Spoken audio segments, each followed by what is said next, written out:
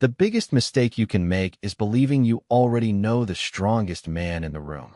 The heavy steel gate slid open with a long metallic groan, and every conversation inside cell block C faded into silence for just a moment. A correctional officer escorted the newest inmate across the concrete floor, while dozens of curious eyes followed every step. Marcus Carter walked at an unhurried pace, carrying a small canvas property bag in one hand and a neatly folded blanket beneath the other arm. He was 67 years old, broad-shouldered despite his age, with close-cropped gray hair and calm brown eyes that seemed to notice everything without lingering on anything for too long. His prison uniform fit neatly, his posture remained straight, and not once did he look around searching for approval or sympathy. He simply observed the unfamiliar surroundings as though memorizing the room one quiet detail at a time. High above the housing unit, old ceiling fans turned slowly while fluorescent lights reflected across worn concrete floors polished by decades of footsteps. Every table, every stairway, and every second-floor railing belonged to someone according to rules that existed long before Marcus arrived. Those rules were not written anywhere, yet everyone inside the block understood them. New inmates were expected to earn their place, and nobody questioned the authority of Derek Sullivan. Standing nearly 6 feet 4 inches tall with an unmistakable confidence that came from years of controlling cell block C, Derek leaned casually against the railing overlooking the entrance. Around him stood several members of his group, all watching the newcomer with amused expressions. Derek smiled before slowly walking down the metal staircase until he stood directly in Marcus's path. The officer escorting Marcus stepped aside after pointing toward the assigned cell. "You know the procedure from here," the officer said before leaving the housing unit without another glance. Marcus thanked him politely, adjusted the strap on his property bag, and prepared to continue walking. Derek never moved. "Nobody goes anywhere until they understand how things work around here," he said, his voice carrying easily through the block. Conversations stopped completely. Even inmates pretending to read books quietly lifted their eyes. Marcus met Derek's gaze without changing his expression. "I would appreciate learning the rules," he answered evenly. A few inmates laughed. Derek folded his arms. "Good. Every new arrival earns respect on Friday night." Marcus tilted his head slightly. "How?" Derek's smile widened. "Fight night." The words spread through the housing unit almost like an announcement. Several inmates exchanged knowing glances while others quietly shook their heads. Marcus remained perfectly still. After a brief pause, he asked one simple question. "Is there another way?" Laughter echoed from the upper tier. Someone muttered that the old man would not last a day. Another inmate whispered that everyone asked the same question before eventually giving in. Derek stepped aside just enough to gesture toward the center of the housing unit. "There has never been another way." Marcus looked around the room instead of answering immediately. He noticed older inmates avoiding eye contact, younger inmates pretending to appear fearless, correctional officers watching from a distance without interfering, and one elderly prisoner who gave him the slightest, almost invisible shake of the head. Marcus returned his attention to Derek and offered a calm nod. "Thank you for explaining." Without another word, he walked toward his assigned cell. Derek watched him leave with quiet satisfaction, convinced the newcomer had accepted what waited at the end of the week. Yet several longtime inmates continued staring after Marcus instead of Derek. They had noticed something everyone else had missed. The new inmate had never looked frightened, never argued, never rushed, and never once asked who he would have to face. He had asked only whether another way existed. For reasons none of them could explain, that single question lingered in the air long after the housing unit returned to its usual noise, leaving behind the strange feeling that Cell Block C had just welcomed someone whose greatest strength had not yet been revealed. The remainder of the afternoon settled into the familiar rhythm of Cell Block C, but Marcus Carter quickly realized that nearly every routine revolved around invisible lines that no handbook ever mentioned. The strongest voices claimed the best tables during meals. Certain benches in the recreation yard remained occupied by the same small groups every day. Even the shortest path to the library belonged to someone, and every inmate learned those unwritten boundaries through quiet observation rather than formal instruction. Marcus unpacked the few belongings issued during processing with careful precision, placing each item exactly where it belonged before neatly folding his extra shirt beneath the thin mattress. His cellmate, a black inmate named Samuel Brooks, watched from the lower bunk with cautious curiosity. "You are taking this a lot better than most new guys," Samuel finally admitted. Marcus smiled politely without looking up. Every place has its own customs. It is usually wise to understand them before judging them. Samuel let out a quiet laugh. "That sounds nice, but these customs are different." Marcus nodded. "I noticed." Samuel hesitated before lowering his voice. Derek does not care whether someone is young or old. If he says Friday night, he means Friday night. Marcus finished arranging the last of his belongings before sitting calmly on the edge of the bunk. "Does anyone ever refuse?" Samuel looked toward the open cell door to make certain nobody stood nearby. Not if they plan on making life easier for themselves. Marcus remained thoughtful for several seconds before asking, "Has anyone ever tried another solution?" Samuel shook his head. "People survive here by following the current, not by swimming against it." Marcus thanked him for the advice with genuine sincerity, then reached into his property bag and removed a worn paperback history book that looked as though it had been read many times before. Samuel stared in disbelief. "You brought a book?" Marcus smiled again. "Books travel well." Across the housing unit, Derek Sullivan watched the exchange from the second tier. One of his associates, Eric Dawson, leaned against the railing beside him. "The old man does not seem worried," Eric observed. Derek folded his arms. "Everyone worries eventually." Eric glanced toward Marcus, who had already become absorbed in reading despite the constant noise echoing through the block. "He is either brave or stubborn," Derek answered with quiet confidence. "Friday will tell us which one." Evening recreation began an hour later. Inmates spread across the day room playing cards, watching television, or walking slow circles around the perimeter. Marcus chose a chair beside a window where late afternoon sunlight stretched across the concrete floor. He continued reading while occasionally lifting his eyes to observe the room around him. He noticed friendships, rivalries, routines, and habits with the same patient attention he had shown since arriving. Nothing escaped his awareness, yet he never stared long enough to make anyone uncomfortable. Near the television area, two younger inmates began arguing over the remote control until a correctional officer calmly reminded them of the schedule. The disagreement ended almost immediately. Marcus quietly returned to his book.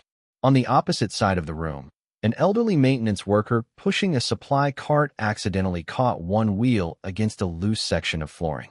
The cart tilted just enough for several cleaning supplies to slide toward the edge. Before anyone else reacted, Marcus stood, walked a few steps, and gently steadied the cart with one hand while helping the worker reposition the supplies without spilling anything. "Thank you," the worker said with an appreciative smile. Marcus simply nodded. "You are welcome." The exchange lasted only seconds, yet several veteran inmates noticed how naturally he had moved. There had been no rushing, no wasted motion, and no attempt to draw attention afterward. He quietly returned to his chair, reopened his book, and continued reading exactly where he had left off. From the second-floor railing, Derek watched the entire moment with narrowed eyes. It was nothing dramatic, nothing extraordinary.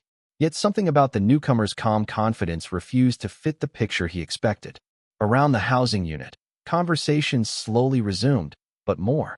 Then a few inmates found themselves glancing toward the quiet man by the window. For reasons none of them could fully explain, Marcus Carter seemed completely comfortable inside a place where almost everyone else spent their days trying to appear stronger than they truly felt. The next morning began long before sunrise, when the harsh buzz of the morning count echoed through cell block C, and every steel door unlocked with the same mechanical rhythm that marked another day inside the prison. Marcus Carter was already awake. His blanket had been folded with careful precision, his bunk was neatly arranged, and his paperback rested beside him with a bookmark tucked exactly where he had stopped reading the night before. Samuel Brooks rubbed his eyes in disbelief. "You have been awake for a while, have you not?" Marcus smiled faintly. "Old habits are difficult to leave behind." Samuel climbed down from the upper bunk and glanced into the corridor where inmates slowly formed lines for breakfast. "You really do not seem nervous about Friday." Marcus stood, straightened the front of his uniform, and answered in the same calm voice he always used.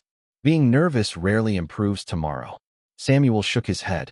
"Around here, Tomorrow has a way of arriving faster than people expect. As they walked toward the cafeteria, Marcus quietly observed everything around him. He noticed which correctional officers greeted inmates respectfully and which ones avoided conversation altogether. He noticed how certain prisoners automatically stepped aside whenever Derek Sullivan approached, while others lowered their eyes without being asked. Every routine revealed another piece of the prison's invisible structure. Breakfast unfolded beneath the bright fluorescent lights as trays slid across stainless steel counters and conversations blended into a constant murmur. Marcus carried his tray toward an empty table near the far wall, but before he reached it, a younger inmate accidentally dropped a carton of milk onto the floor. Several people laughed as the carton rolled beneath another table. Without hesitation, Marcus bent down, retrieved it, and handed it back with a warm smile. "Looks like it wanted a different seat," he said. The young inmate laughed nervously before thanking him. The brief exchange drew little attention from most of the room, but an older correctional officer named William Harris happened to witness it from across the cafeteria. Harris had worked inside state and federal correctional facilities for nearly 3 decades, and experience had taught him that genuine composure often revealed more about a person than loud confidence ever could. He watched Marcus return to his seat without expecting praise or recognition. There was something strangely familiar about the newcomer's posture, though Harris could not immediately place it. Later that morning, during recreation, Derek Sullivan leaned against the chain-link fence surrounding the exercise yard while several members of his group gathered nearby. Eric Dawson nodded toward Marcus, who was walking slow laps around the perimeter with his hands folded comfortably behind his back. "He is still acting like he belongs somewhere else," Eric remarked. Derek followed Marcus with his eyes. "He is studying this place." "You think so?" Derek asked. "I know so," Derek replied. "Some people look around because they are scared. He looks around because he wants to understand." Eric frowned. "Does that bother you?" Derek remained silent for a moment before answering. "It makes Friday more interesting." Across the yard, Marcus paused beside a weathered oak tree growing just beyond the security fence. He closed his eyes for only a second, letting the cool morning breeze brush across his face before opening them again. Samuel eventually caught up with him. "You really enjoy quiet moments, do not you?" Marcus looked toward the distant hills beyond the prison walls. "They remind me that no place stays the same forever." Samuel smiled. "That sounds hopeful." Marcus nodded gently. Hope usually begins with perspective. Neither man noticed William Harris watching from the observation tower above. The veteran officer continued studying Marcus through a pair of binoculars normally used for routine security checks. There was no suspicion in his expression now, only curiosity. Something about the newcomer's steady movements, measured pace, and effortless awareness stirred an old memory that refused to come into focus. Harris quietly lowered the binoculars and whispered to himself, "Where have I seen that before?" As the recreation period came to an end and inmates began returning to their housing units, the question lingered in his mind, growing stronger with every passing minute. While Marcus Carter continued through the prison exactly as he had since arriving, calm enough to appear ordinary, yet somehow impossible for the right people to overlook. By Thursday afternoon, Marcus Carter had become the quiet mystery of Cell Block C without making the slightest effort to stand out.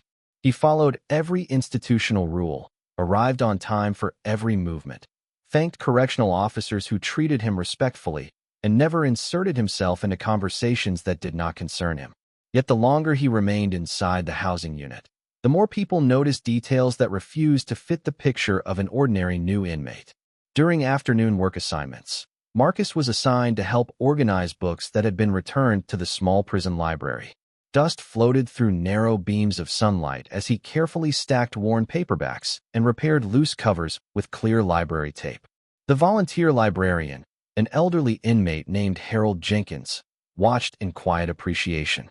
"Most people rush through this job because nobody thinks it matters," Harold said. Marcus gently straightened another row of books before answering. "If people will depend on something tomorrow, it deserves to be treated well today." Harold smiled. "That sounds like advice you have given before." Marcus paused for a brief moment before returning another book to the shelf. "Perhaps I have." Before Harold could ask another question, 2 younger inmates entered the library searching for a specific legal reference book. They began arguing over which shelf it belonged on until Marcus calmly walked to a different aisle, reached toward the top shelf without hesitation, and handed the correct volume to them. "Try Chapter 12, he said. "It explains the filing process more clearly." The two inmates thanked him before leaving. Harold raised an eyebrow. "You found that awfully fast." Marcus looked around the room, lined with hundreds of books. Libraries become easier when you learn their patterns. Word of the small interaction quietly spread through the housing unit before evening count. It was another simple moment, another ordinary conversation, yet it added one more unanswered question to the growing collection surrounding the newcomer. Meanwhile, Derek Sullivan stood near the second-floor railing speaking with Eric Dawson while watching inmates return from their assignments. "He keeps surprising people without trying," Eric observed. Derek folded his arms. "People are reading too much into ordinary things." Eric glanced toward Marcus, who was helping Harold return a cart to the storage room before quietly walking back toward his cell. "Maybe, but he never seems rushed. He notices everything." Derek answered with a confident shrug. "Friday will remind everyone who runs this place." On the opposite side of the housing unit, Officer William Harris remained unusually thoughtful. During his evening paperwork, he found himself watching Marcus through the office window more often than necessary. The newcomer's posture, the way he paused before entering a room, and even the calm rhythm of his movements continued stirring memories that refused to become clear. Harris eventually walked into the staff break room, where Captain Thomas Reynolds was reviewing reports. "Captain," Harris said, "have you ever met someone who seems familiar even though you have never spoken to them?" Reynolds looked up with a faint smile. "More than once." "What?" Harris hesitated before answering. "The new inmate.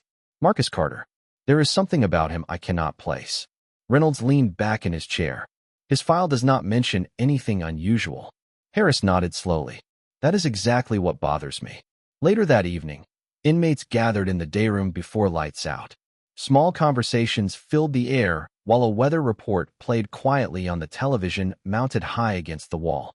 A severe thunderstorm warning appeared for the surrounding counties, briefly interrupting the regular broadcast. Most inmates barely noticed. Marcus looked toward the screen for only a moment before returning to his book. Samuel Brooks sat beside him and smiled. "You always seem to find peace no matter what is happening around you."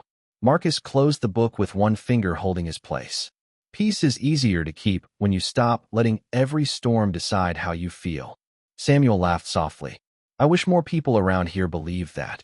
Marcus looked across the room where Derek was confidently surrounded by members of his group. Sometimes people spend so much energy proving they're strong that they never discover what real strength looks like. Samuel followed Marcus's gaze, but said nothing.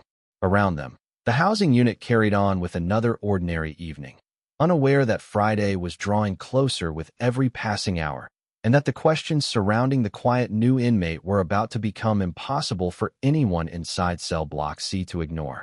Friday morning arrived beneath dark clouds that covered the sky above Redstone Correctional Center, and long before the first breakfast trays reached the cafeteria, everyone inside cell block C seemed aware that the day carried unusual weight. Nobody mentioned it directly, yet conversations kept drifting toward the same subject before stopping whenever a correctional officer walked past. Marcus Carter followed his normal routine without changing a single habit. He made his bed with careful precision, thanked Samuel Brooks for saving him a seat at breakfast, and carried the same worn paperback beneath one arm as they walked through the corridor. To anyone seeing him for the first time, he appeared to be nothing more than a polite older inmate trying to settle into prison life. That quiet appearance, however, only made the uncertainty around him grow stronger. During breakfast, Derek Sullivan deliberately crossed the cafeteria and stopped beside Marcus's table. The room gradually became quieter as nearby inmates recognized what was happening. Derek rested one hand on the back of an empty chair and smiled confidently. "Tonight is still on schedule," he said. Marcus calmly looked up from his tray. "I remember." Derek waited for another answer that never came. "You are not planning to leave everyone disappointed, are you?" Marcus gently folded his napkin before replying. "I have no interest in disappointing anyone."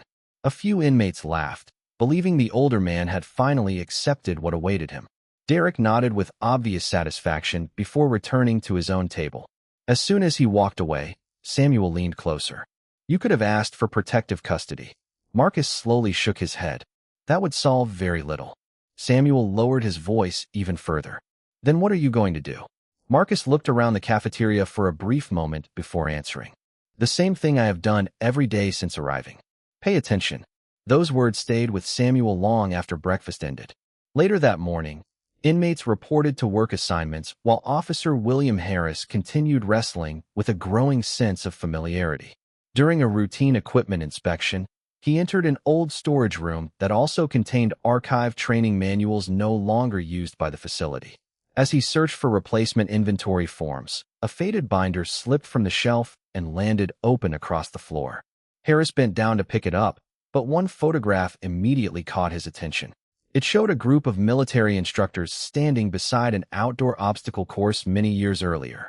Time had faded the colors, yet one face instantly pulled at his memory.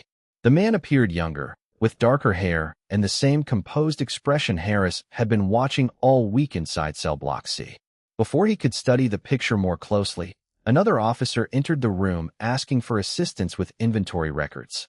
Harris quietly closed the binder and placed it back onto the shelf, though the image refused to leave his mind. That afternoon, heavy rain forced recreation indoors, filling the day room with card games, conversations, and restless energy. Marcus chose a quiet seat near the windows, watching raindrops race across the glass while reading another chapter from his book. Nearby, a chess game ended when one older inmate accidentally brushed the board with his sleeve, scattering several pieces across the floor. Before either player reacted with frustration, Marcus calmly knelt beside the table and began returning every piece to its correct square from memory. You remember every position? One player asked in surprise. Marcus smiled modestly. The game deserved to be finished the way it was being played. Both inmates exchanged amazed glances before continuing their match exactly where it had stopped. Across the room, Derek witnessed the entire moment. It was another ordinary act performed with extraordinary composure. No boasting, no audience, no desire for recognition. Yet more inmates were beginning to gather quiet respect for the newcomer with every passing hour. As evening approached and thunder echoed beyond the prison walls, Cell Block C waited for the event Derek believed would strengthen his authority. Few people realized something entirely different was beginning to unfold. Without raising his voice, without challenging anyone, and without revealing even the smallest part of his past, Marcus Carter had already started changing the atmosphere of the entire housing unit, one quiet moment at a time. Friday evening arrived with a steady rain tapping against the narrow windows of Cell Block C, and the familiar routines of the prison carried an unmistakable sense of anticipation. Dinner ended earlier than usual, trays disappeared into the kitchen, and small conversations drifted from table to table before fading into uneasy silence. Nobody needed to announce what everyone already expected. Derek Sullivan's unofficial tradition had become part of the rhythm inside the housing unit, and every new inmate eventually faced the same moment. Marcus Carter returned his empty tray, thanked the kitchen worker with the same quiet courtesy he had shown all week, and walked calmly toward the day room. Samuel Brooks caught up beside him, his expression filled with concern. "You still have time to change your mind," he whispered. Marcus offered a gentle smile. "About what?" Samuel lowered his voice even further. "About walking into this."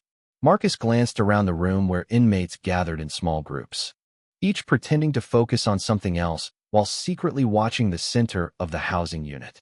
"Sometimes," Marcus replied softly, "walking away from fear teaches people to chase you. Walking toward it calmly often teaches them something entirely different." Samuel frowned, uncertain whether he understood the meaning. Before he could ask another question, Derek stepped forward with several members of his group standing nearby. The conversation throughout the housing unit gradually disappeared until only the distant hum of the ventilation system could be heard. Derek spread his arms with a confident smile. "Looks like everyone is here." Marcus nodded politely. "It certainly does." Derek seemed almost disappointed by the lack of emotion. "You are calmer than I expected," Marcus answered without hesitation. "Being calm helps me make better decisions." A few inmates exchanged curious glances. Derek pointed toward the open space in the middle of the room. "That is where every newcomer proves himself." Marcus looked at the empty area for a brief moment before returning his attention to Derek. May I ask one question first? Derek folded his arms. Go ahead. Marcus spoke in the same respectful tone he had used since arriving. What do you hope people learn from tonight? The unexpected question caught Derek off guard. He laughed once before answering. They learn who is in charge. Marcus nodded thoughtfully. And after they learn that, Derek hesitated for the first time all week. They remember it. Marcus remained silent for several seconds before quietly saying, respect remembered because of fear usually lasts only until someone stronger arrives. The words settled across the room with surprising weight. No one interrupted. Even inmates who rarely listened to anyone found themselves waiting for Derek's response. Instead of answering immediately, Derek took one slow step forward, expecting Marcus to retreat. Marcus did not move. He remained relaxed, breathing evenly, his hands resting comfortably at his sides. There was no challenging posture, no raised voice, and no sign of panic. The stillness itself seemed unusual. At that exact moment, one of the overhead light fixtures flickered as thunder rolled outside, briefly dimming the room before emergency lighting stabilized the housing unit. During the distraction, a loose maintenance ladder that had been left against the far wall began sliding slowly across the polished floor after one rubber foot lost its grip. Several inmates noticed it too late. A correctional officer standing nearby turned instinctively toward the movement, unaware that the ladder was drifting into his path. Before anyone called out, Marcus quietly stepped across the room, placed one steady hand against the side rail, and stopped the ladder with smooth precision before it reached the officer. The movement lasted only a second. No scrambling, no dramatic display, no wasted effort. He simply stabilized the ladder, helped another inmate secure it safely against the wall, and stepped back exactly where he had been standing. The correctional officer looked at Marcus with genuine surprise. Thank you, he said sincerely. Marcus nodded. You are welcome, officer. When Marcus turned back toward the center of the room, he discovered something had changed. Nobody was laughing anymore. Derek Sullivan remained exactly where he stood, studying the quiet newcomer with an expression that no longer reflected confidence alone. Around them, Cell Block C had fallen into complete silence, not because anyone had demanded it, but because every person present had just witnessed the same simple truth. Whatever Marcus Carter had spent a lifetime learning before arriving at Redstone Correctional Center, it was unlike anything they had expected to find inside the prison walls. SUA, the quiet that settled over Cell Block C lasted far longer than anyone expected. Even after the maintenance ladder had been secured and the correctional officer resumed his duties, nobody immediately returned to the conversations that usually filled the day room. The moment had been too simple to explain and too unusual to ignore. Marcus Carter quietly stepped back toward the chair where he had been sitting only moments earlier and picked up the paperback he had left on the table. There was no sign that he expected applause or acknowledgement. He simply opened the book to the marked page and continued reading as though nothing remarkable had happened.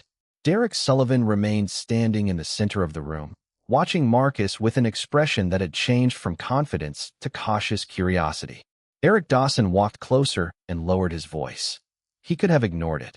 Derek kept his eyes on Marcus. Yes. Eric glanced toward the correctional officer who was still looking at the secured ladder with visible relief. Most people would have. Derek answered quietly. Most people are not him.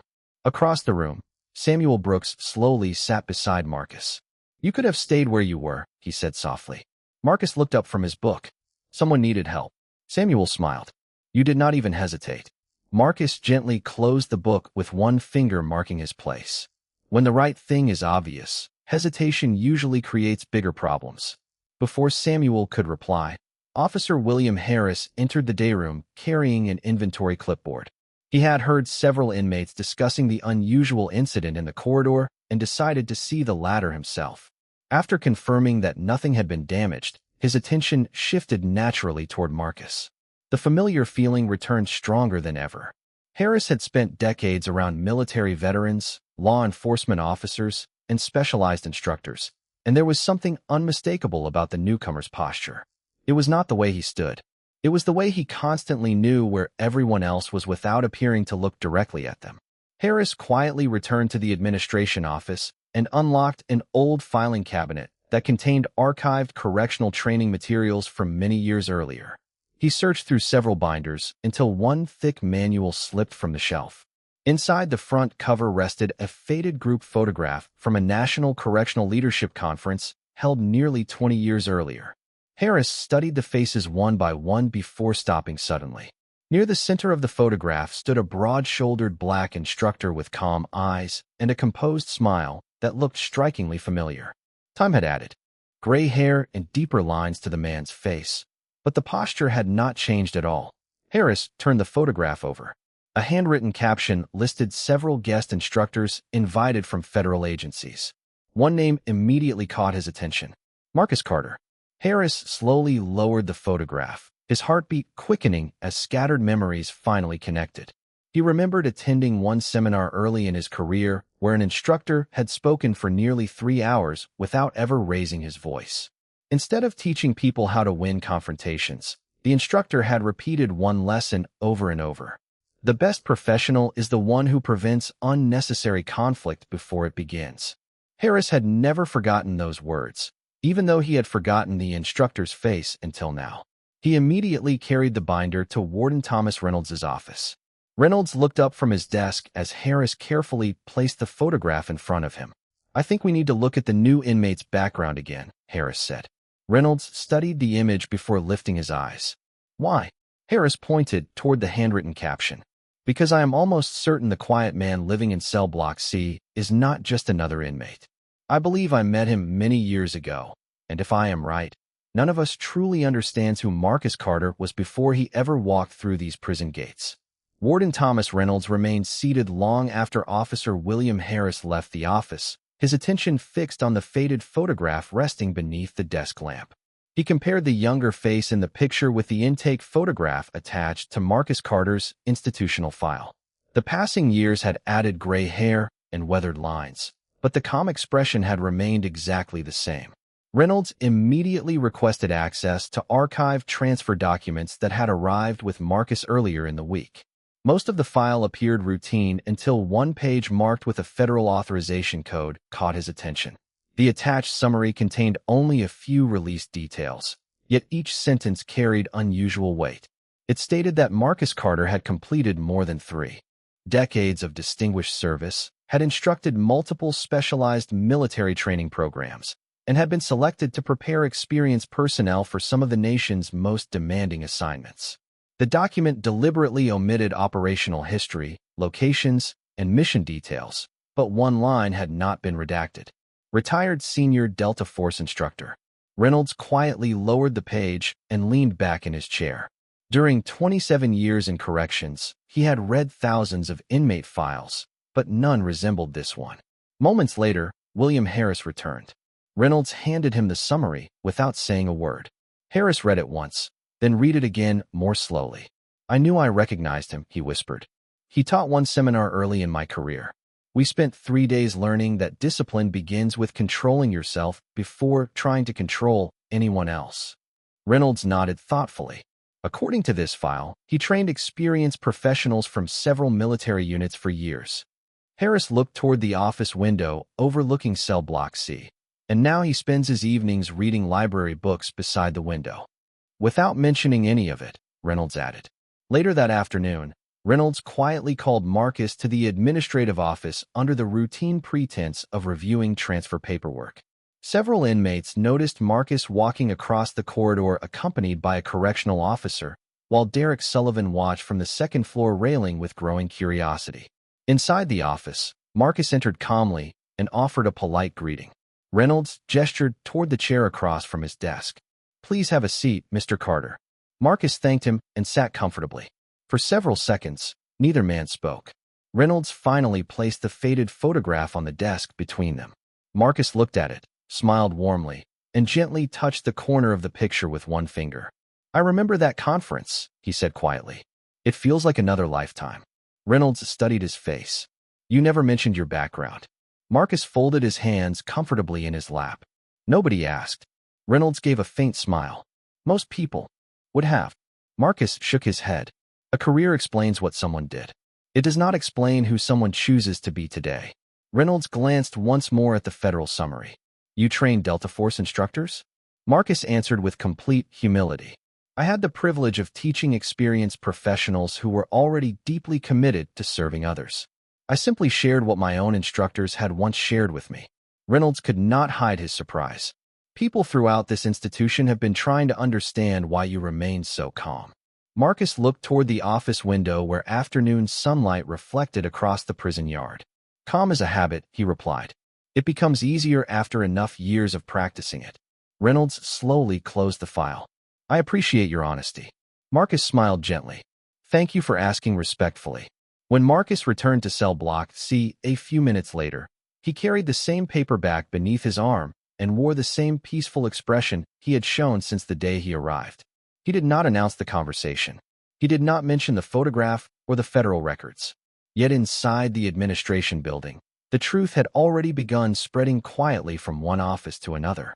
Officers who had once seen only another elderly inmate now looked toward Marcus Carter with entirely different eyes.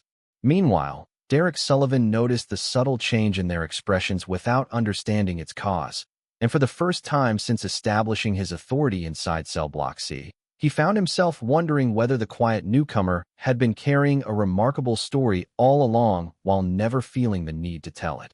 Monday morning arrived beneath clear blue skies, and for the first time since Marcus Carter entered Redstone Correctional Center, the atmosphere inside Cell Block C felt unmistakably different. Nothing in the official schedule had changed. The morning count was completed on time, breakfast trays rolled through the cafeteria exactly as they always had, and correctional officers continued their assignments with familiar efficiency. Yet respect had quietly replaced curiosity. Inmates who had once watched Marcus with amusement now greeted him with polite nods. Even conversations seemed calmer whenever he walked through the housing unit carrying the same paperback beneath his arm. He accepted every greeting with the same warm smile, never behaving as though anything important had happened. Late that morning, Warden Thomas Reynolds received notice that 2 visitors from a federal training organization had arrived after requesting permission to meet with Marcus. Their credentials were verified within minutes, and Reynolds personally escorted them through the administration building. One of the visitors, retired Colonel David Mercer, paused outside the entrance to Cell Block C before quietly looking around the housing unit. It has been many years, he said. Reynolds opened the security door and guided both visitors inside. Conversations immediately faded as inmates noticed 2 formally dressed guests walking directly toward Marcus. Derek Sullivan watched from the second-floor railing without saying a word. Marcus looked up from the library book resting on the table beside him and immediately recognized the older man approaching with an outstretched hand. Colonel Mercer, Marcus said with genuine surprise. I did not expect to see you. Mercer smiled warmly. I could not retire without thanking the instructor who influenced an entire generation of our people. The surrounding inmates listened in complete silence. Mercer continued without lowering his voice. Everything we still teach about discipline, awareness, and leadership carries your fingerprints. Thousands of service members benefited from lessons that began with you, even if most never learned your name. Marcus accepted the compliment with visible humility. They earned their success through their own dedication. Mercer gently shook his head. That sounds exactly like something you would say. Warden Reynolds quietly observed the conversation, while Officer William Harris stood nearby with unmistakable admiration in his eyes. For several minutes, the visitors shared memories from years of training programs, speaking not about missions or achievements, but about character, patience, and responsibility. Before leaving, Colonel Mercer reached into a leather folder and removed a framed certificate bearing the insignia of the training command. This belongs with you, he said. It recognizes a lifetime of service that helped shape countless professionals. Marcus looked at the certificate before carefully handing it back. I appreciate the thought, he replied kindly, but someone else will benefit more from seeing it displayed at the academy than I will from keeping it here. Mercer smiled with quiet understanding. You have not changed at all. After the visitors departed, the housing unit remained unusually quiet. Derek slowly walked down the staircase and stopped several feet from Marcus. For the first time since the newcomer had arrived, there was no trace of arrogance in his voice. I misjudged you, Derek admitted. Marcus closed his book and looked up calmly. Most of us have judged someone too quickly at some point. Derek nodded. I thought respect came from making people fear me. Marcus answered gently. Fear can make people obey for a while. Respect gives them a reason to follow what is right long after fear disappears. Derek stood silently for a moment before extending his hand. Marcus accepted it without hesitation, without resentment, and without reminding anyone of the past. Around them, inmates who had expected another confrontation instead witnessed something far more meaningful. Pride quietly gave way to humility. Assumptions gave way to understanding. As the afternoon sunlight stretched across the concrete floor of cell block C, Marcus Carter returned to his chair beside the window and reopened the same well-worn paperback that had accompanied him since the day he arrived. The prison itself had not changed. The walls remained the same. The gates remained locked. The routines continued exactly as before. Yet the people inside those walls carried a lesson they would remember for years to come. True strength does not announce itself, demand attention, or seek recognition. It reveals itself through quiet character, steady discipline, and the wisdom to choose respect over intimidation every single time.